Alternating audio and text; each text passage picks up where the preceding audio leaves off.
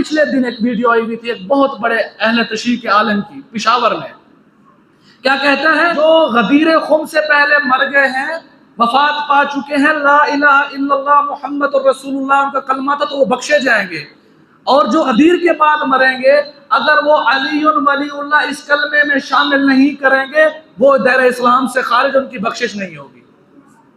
یہ ایسے بد کردار ہیں۔ اور اس کا اگلا جملہ سنیں، کیا کہتا ہے کہ ہم حضرت علی کو آقا دو جہاں کے علاوہ سارے نبیوں سے افضل مانتے ہیں۔ نعوذ باللہ کہ نبی کی شان، ایک نبی ہے اور ایک صحابی ہے، نبی کا رتبہ دیکھیں، نبی کا عہدہ دیکھیں، موسیٰ کلیم اللہ، ابراہیم خلیل اللہ، آدم صفی اللہ، جن کو اللہ کے ساتھ رابطہ ہوتا ہے، اور اللہ جن کو سلیکٹ کرتا ہے، پوری امت میں سے چنتا ہے کہ فلاں بندے کا دل یہ میری نبوت کے لیے پرفیکٹ ہے، اللہ انہیں چنتا ہے۔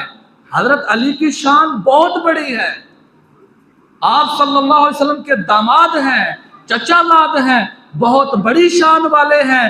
ہم یہ کہتے ہیں کہ حضرت علی کی بڑی شان ہے، ہم ان کے شان کی نفی نہیں کرتے، لیکن حضرت علی کو آڑ بنا کے انبیاء کی شان میں نفی کرنا یہ کفر ہے۔ کہ تم حضرت علی رضی اللہ تعالیٰ عنہ نے کبھی کوئی دعویٰ کیا ہے کہ میں سارے نبیوں سے افضل ہوں؟